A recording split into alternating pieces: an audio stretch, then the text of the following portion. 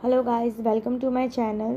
आज हम करेंगे Kruskal ball lens test. It is also known as Kruskal ball lens H test या H test and KW ANOVA. इससे पहले हमने वन वे अनोवा किया था जो पैरामेट्रिक टेस्ट है and KW ANOVA is non parametric test. It is rank based test जिसमें हम दो तरह से रैंकिंग कर सकते हैं, एक टायर्ड और एक अनटायर्ड। वो कैसे हम डिसाइड करेंगे, वो डेटाबेस होगा, जैसे हमें डेटा मिलेगा। हमने हमारे लास्ट जितने भी हमने सम्स किए हैं उसमें हम एक्स की रैंकिंग अलग करते थे, वाई की रैंकिंग अलग करते थे, उसके बाद हम सॉल्व करते थे।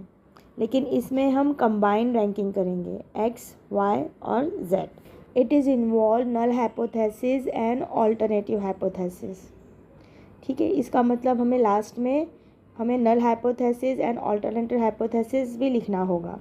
एच टेस्ट में हम 3 और मोर इंडिपेंडेंट ग्रुप यूज़ कर सकते हैं। Each group can have a different number of data point. इसका मतलब ये है कि ज़रूरी नहीं है कि हमारा जो एक्स और वाई और जेड जो दिया हुआ है उसका डेटा इक्वल हो, आगे पीछे भी हो सकता है और या कभी कभी सेम भी हो सकता है। Let's get start H test. हमने यहाँ क्वेश्चन उतार लिया है, हमें पता है ये रैंक बेस है, इसके साथ ही हमने यहाँ 3 कॉलम और ऐड किए हैं। अब हम एच टेस्ट का फॉर्मूला लिखेंगे। H stand for crystal ball lens test is equal to 12 upon N. N is total number of sample in all the group. All the group में हमारे पास कितने सैम्पल है? 1 2 3 4 5 6 7 8 9। तो हमारा कैपिटल एन होगा 9। A stand for total number of group and I stand for each group and R stand for ranking. And हमने I क्या लिखा था? Stand for each group. तो एक्स वाई जेड, तो यहाँ आर आई है, इसका मतलब होगा हम रैंकिंग करेंगे। तो हमारे फर्स्ट कॉलम में हम लिखेंगे आर एक्स, सेकेंड कॉलम में R Y and third column में हम लिखेंगे आर जेड। तो अब हम एक्स वाई जेड की रैंकिंग करेंगे। जैसे मैंने आपको पहले एक्सप्लेन किया था, ये रैंकिंग बेस है एंड कॉम्बो रैंकिंग है। कॉम्बो रैंकिंग का मतलब होता है ये जो यहाँ जो डेटा पॉइंट है 2 4 3 एंड 3 2 5 4 7 8, उसे हम कंबाइन कर रैंकिंग करेंगे। 2 2 टाइम्स है तो अब हम यहाँ लिखेंगे 2। 3 2 टाइम्स है तो अब हम यहाँ लिखेंगे 3। 4 2 टाइम्स है अब हम यहाँ लिखेंगे 4। 5 6 नहीं है, 7 एंड 8। यहाँ डेटा रिपीट है, इसका मतलब ये होगा टायर्ड रैंकिंग। आपको पता है रैंकिंग 2 टाइप्स होते हैं, एक टायर्ड होता है और एक अनटायर्ड होता है। टायर्ड रैंकिंग का मतलब है जहाँ डेटा रिपीट होते हैं, और अनटायर्ड का मतलब होता है जहाँ डेटा रिपीट नहीं होते हैं। अगर आपको रैंकिंग करना नहीं आता है तो मैं उसका लिंक डिस्क्रिप्शन में दे रही हूँ, आप जाकर सीख सकते हैं। अब हमारे पास यहाँ 1 नहीं है, रैंकिंग स्टार्ट 2 से हो रहा है। 2 2 टाइम्स है, 2 1 + 2 upon 2 is equal to 3 upon 2। तो हमारा 2 का रैंकिंग होगी 1.5। ऐसे ही 3 की रैंकिंग होगी 3.5। 4 की रैंकिंग होगी 5.5। आपको समझ में आया ना? 1 2, तो हमने 1 और 2 को प्लस किया तो 3 आया और उसे डिवाइड करेंगे 2 से, क्योंकि यहाँ 2 डेटा पॉइंट है।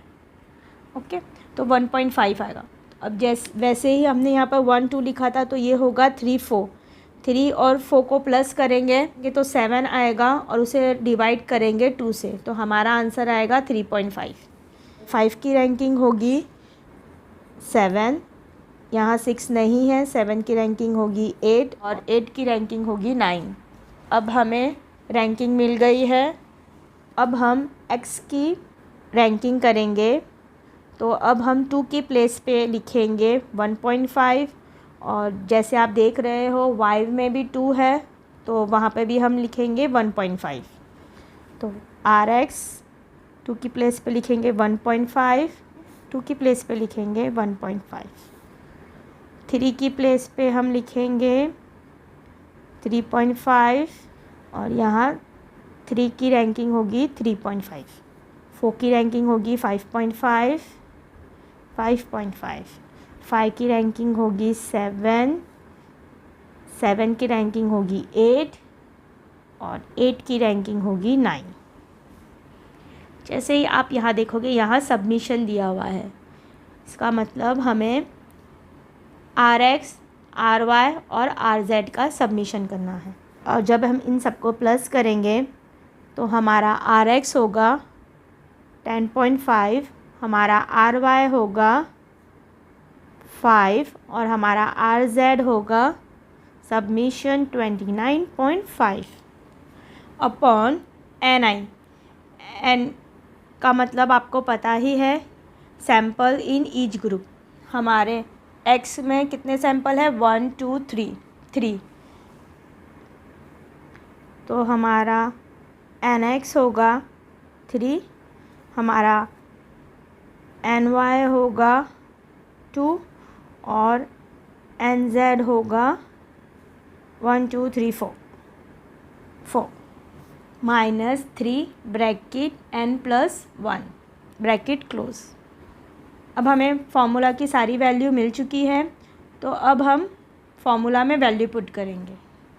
H = 12 अपॉन n कितना था हमारे पास 9 bracket 9+1 bracket close bracket submission RI का होल स्क्वायर। RX होगा 10 - 5। जैसे आपको पता है I का मतलब क्या होता है, each group X Y Z। तो 10.5 का होल स्क्वायर लेंगे अपॉन 3 लिखेंगे। 3 क्यों लिखेंगे, क्योंकि NX हमारा 3 है और यहाँ लिखा हुआ है K का मतलब होता है टोटल नंबर ऑफ ग्रुप, इसीलिए हम X Y Z तीनों का स्क्वायर लिखेंगे।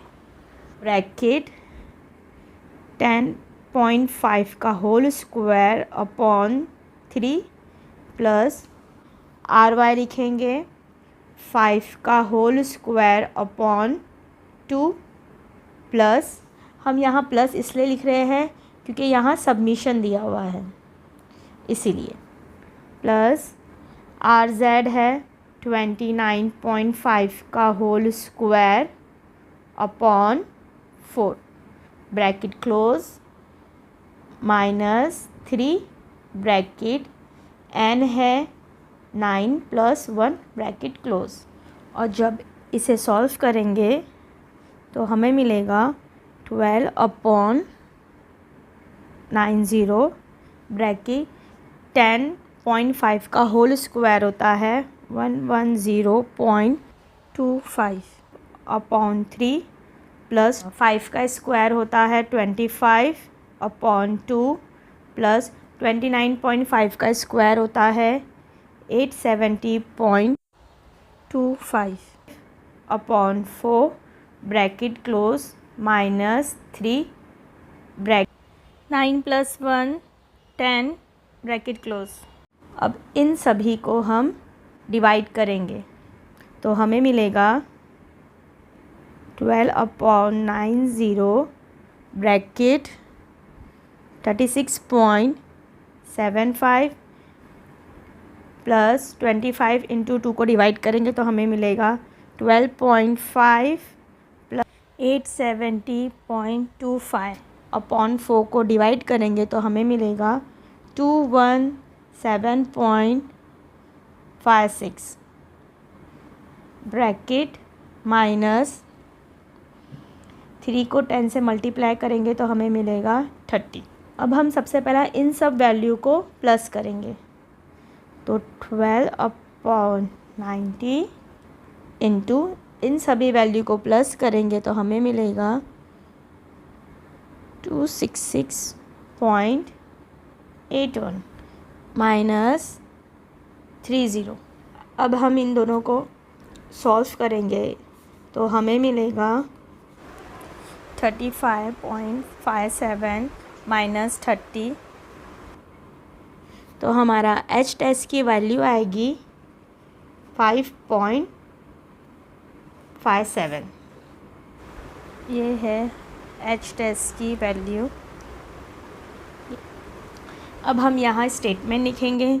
जैसे ही आप सभी को पता है, अगर क्रिटिकल वैल्यू नहीं दी हुई होती है तो हम 2 तरह से स्टेटमेंट लिखते हैं, और अगर क्रिटिकल वैल्यू दी हुई होती है तो हम एक ही स्टेटमेंट लिखेंगे।